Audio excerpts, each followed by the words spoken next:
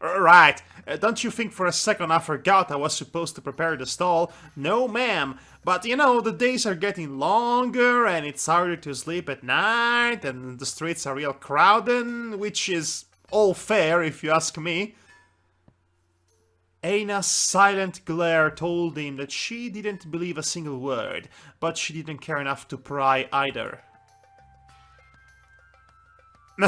Aina added, yay! Yep, yep.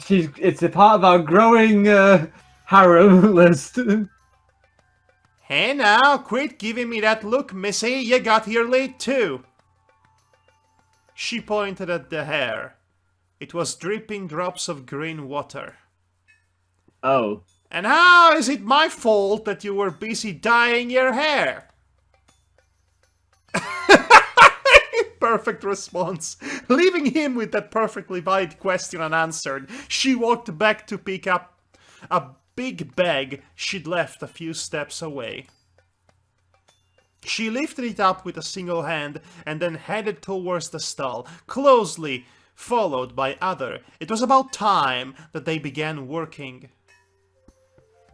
A sudden thought popped up in Other's mind as he helped her set up their carpet.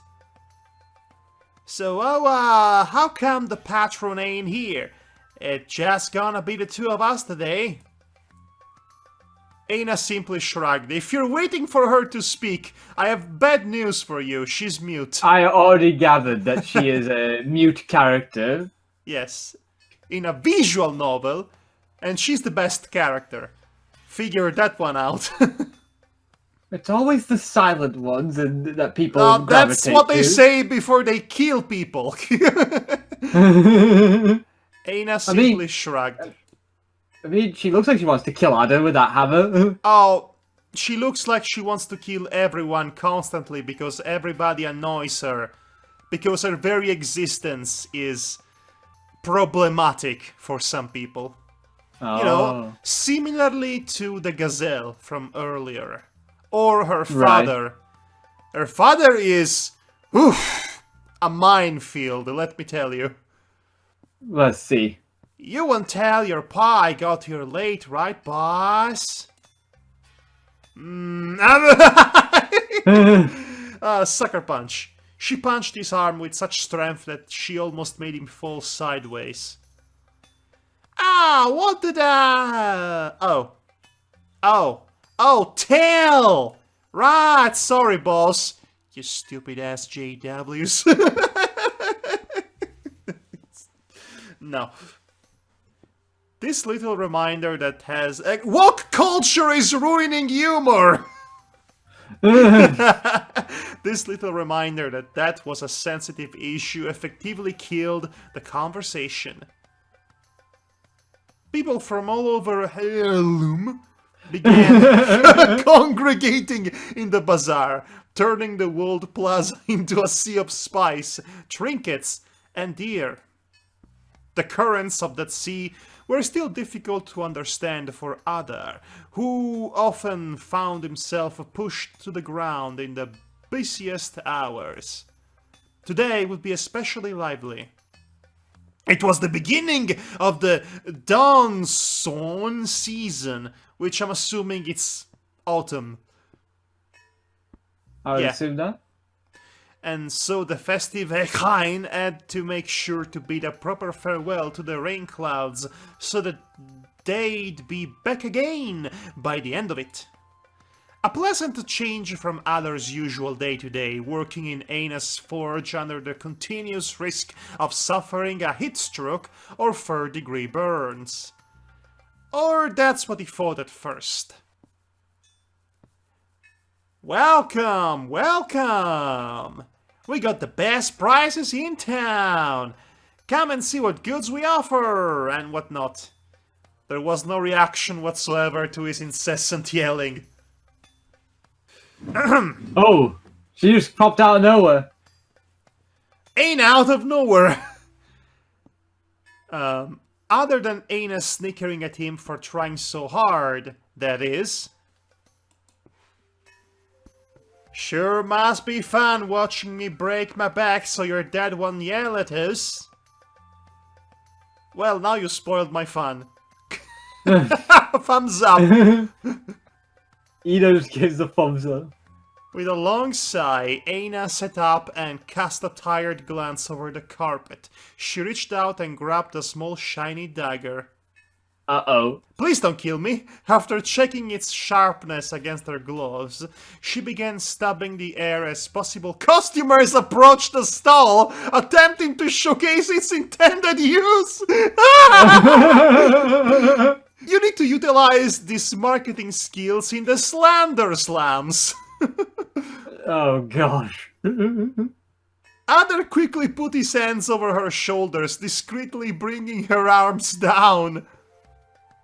You know what? I take that back. There ain't no deer in the world that works harder than Aina of the Tess. There just ain't. A hard worker like you deserves a good rest every once in a while. So, just let me take care of this, boss. Thumbs up again. He did his best attempt at a natural smile. Aina, who couldn't care less about any of this, simply shrugged and sat back, still wielding the knife.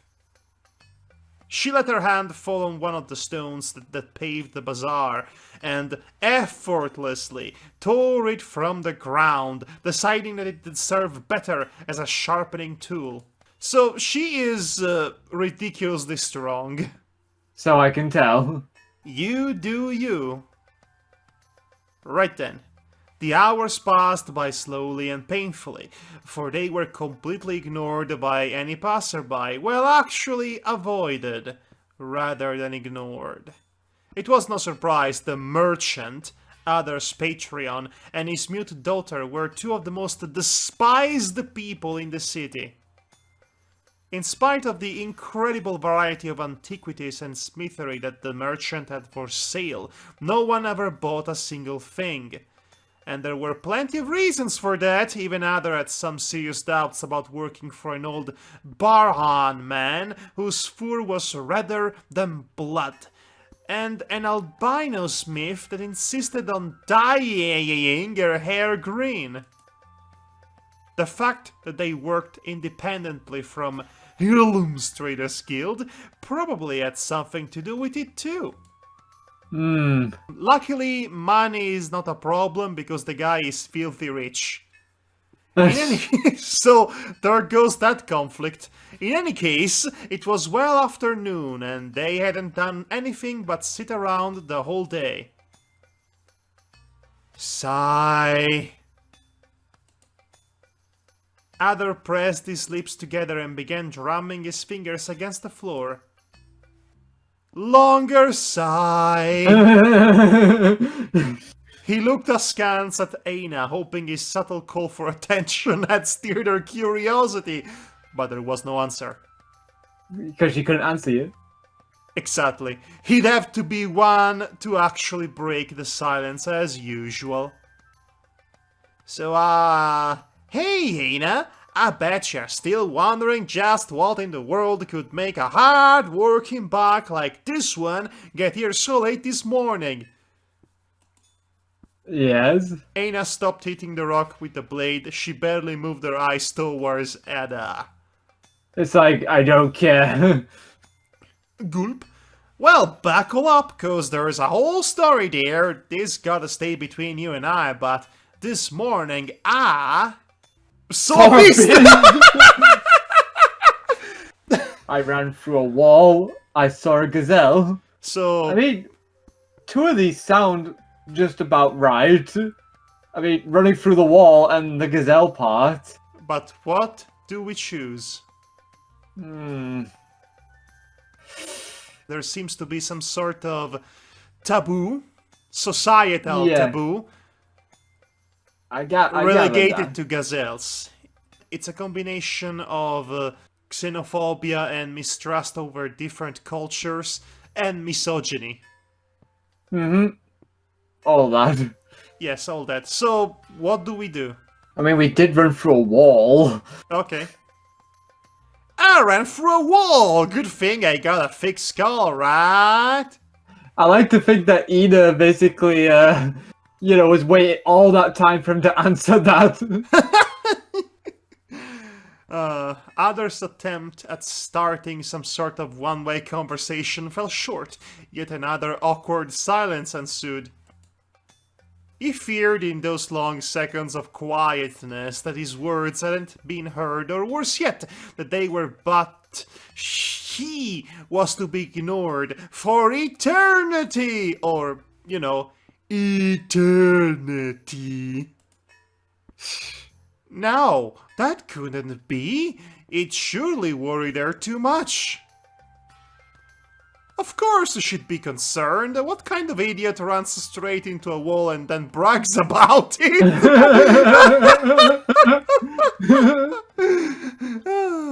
Oh my gosh. I shouldn't have told her that, he lamented, thinking of ways to excuse himself for such a dumb thing. Exclamation point! Look at that face, it's like as if, you idiot. Actually, you should do her quote-unquote voice. She makes some noises from time to time.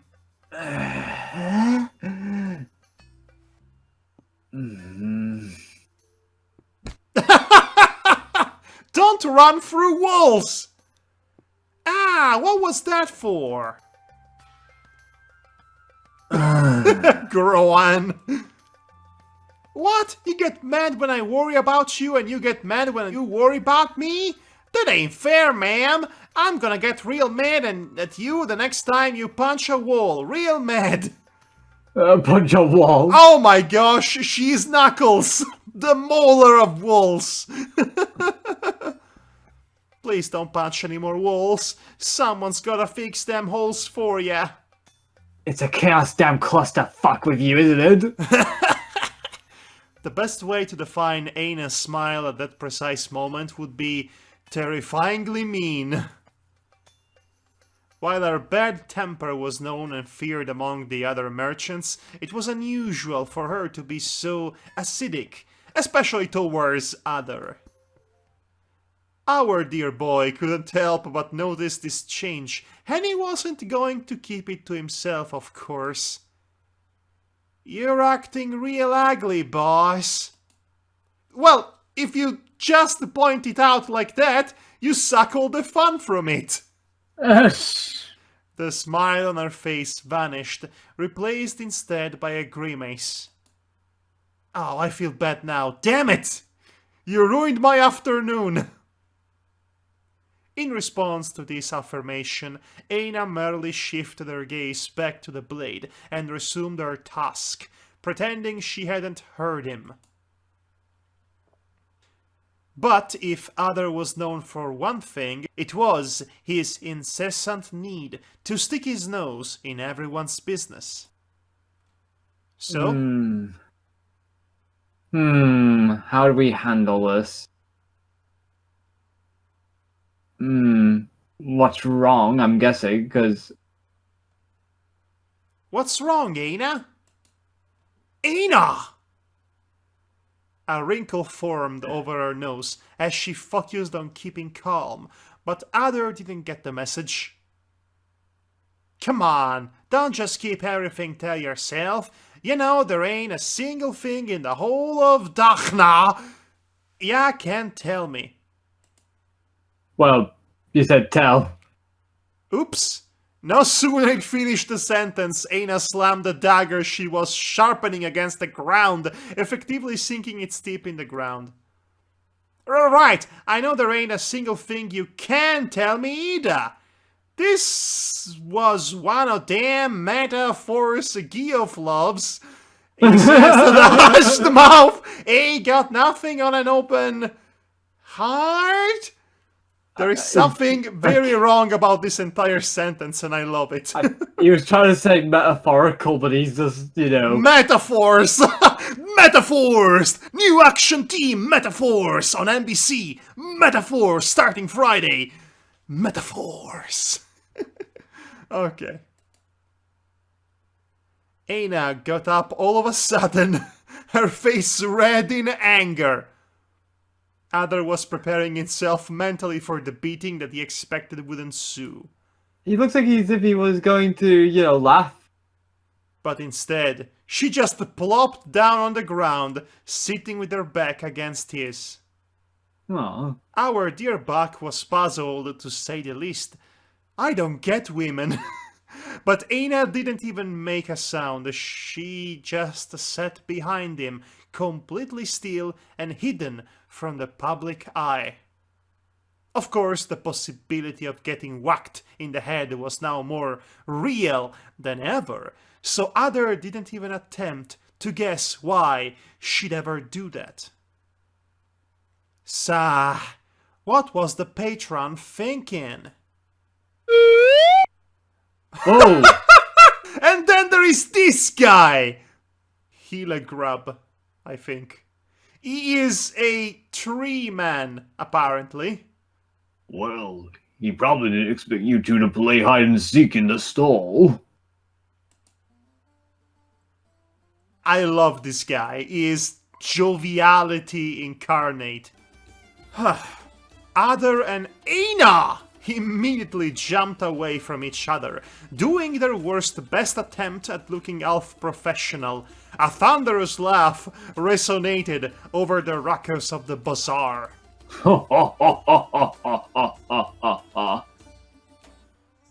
Ale grab? Or I'll grab, I don't know how it's pronounced. It's respectable, Illigrab. Buntalos to you, boy. He's supposedly the captain of the guards, but he's basically everyone's grandpa. I love He looks him. like him with that fantastic beard. But please don't hold back on my account. I'll just look the other way. Whoa! Is that your stand?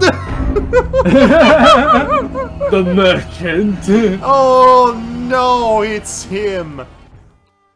What? Merchant added. And so appeared the man that was so red that it would seem that he'd stolen all the color his daughter was lacking. Patreon! Ah, so he gets the respectable treatment and I don't. I see how it is. I'm old and cranky. What's that salacious dog doing to my daughter now? I'll smack him, I'll kill him, I'll strangle him.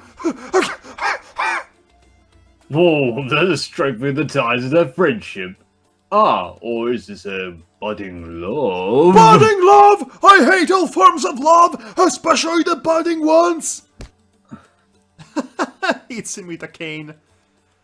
The merchant shook his cane, hitting Illigrab's twiggy leg with a loud thunk. The tree man just wiggled his mustache in response. Wiggle, wiggle.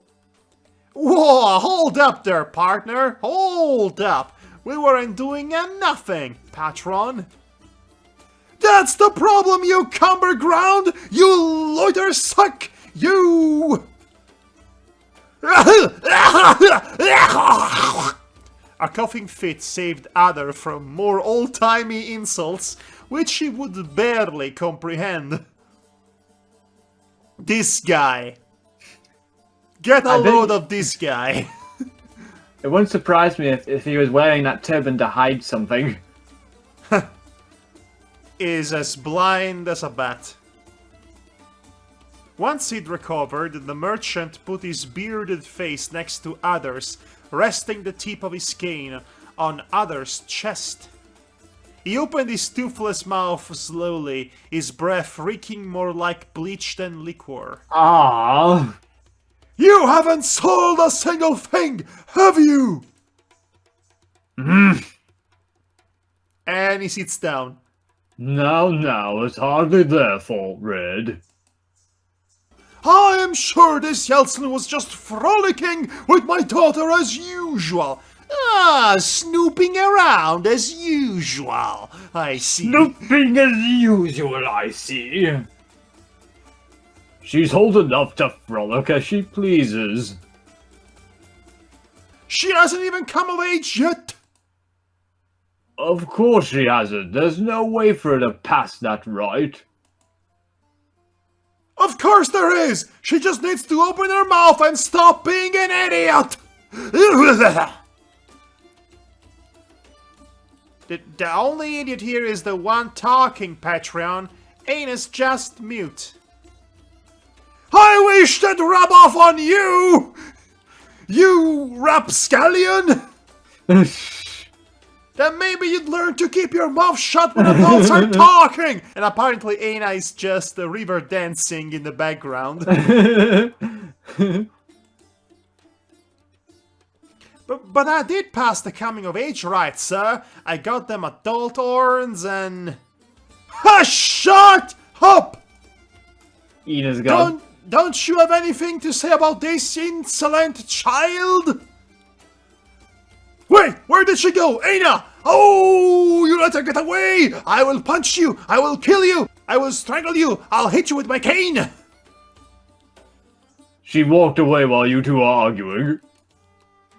Ooh, that makes me mad! Then why didn't you say so sooner, you overgrown sapling? Is everyone just young to you? Is very, very, very old. I can see that. Well, she looked like she needed it. This is all your fault! And yours too! Oh, and I haven't forgotten about you! Where am I again? Fault, man. It's everyone's fault but mine! I am the perfect dad! He stabbed the other's nose with the tip of his finger. What did I do? That stupid child's been acting up since you first arrived! Don't blame the poor boy. She's always had an attitude and you know it. And whose fault is that? I don't care! I'm a baby boomer, I do what I want! You two better go bugger off somewhere else, or I swear to Harem that I'll hit you so hard that you'll be cropping out your teeth for a week! Oh wow, this guy is like a wrestler. You should hear his voice actor. He hams it up. Both Adder and Illigrab winced at that. Well, I'm leaving now. Yep, easy. Now, hold up when... Come on, Adder. Those two clearly want some alone time. Oh, bugger. and he'll plenty. He'll have. And he'll have plenty of that when I leave him Tied. leave him tied to the pyre next time I find a mob Outside. outside the shop. Small font shenanigans. Yes, I can see that. That's why it was so difficult to read. So, fun fact. The mob, the crowd, hates him so much that they put him on a pyre on multiple occasions. Right. Yes. And that does not surprise me in the slightest. Hilligrab took Adar by the cape and lifted him off the ground as they walked away. We're going to elope now, child. Well, like, Ada has been, couldn't walk at all.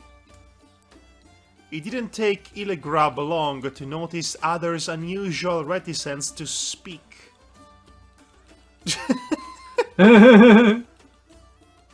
Please don't let Red's words affect you. He's worse today. There's a storm coming from the west, and it's making us old people nervous. Nah, the Patreon can preach and holler all he wants. That don't bother me none. Much. I mean, I don't cry anymore at least. What is said to Aina do? Now that's going 2 paces past the league too far. So what if she can swear the off thing? The free won't get mad at her for being mute. And anyway, Aina don't got a pass no right. It ain't like she's getting married any day soon, right? There. Got it all out of your system, boy? Sigh. You know what? All this stuff I'm saying means radish stew if I don't say tire face. I gotta find her and make sure she's alright.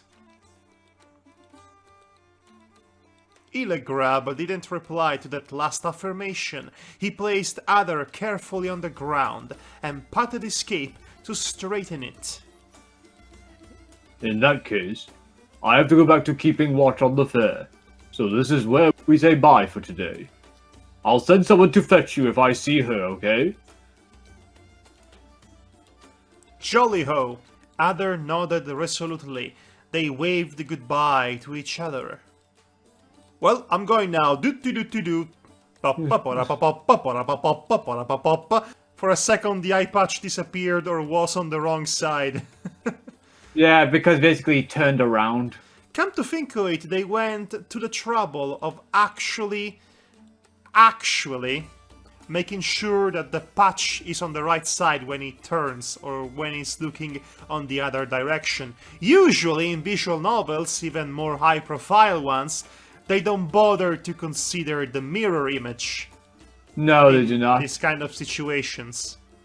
It's the same with every single game I've ever played that has still images of characters.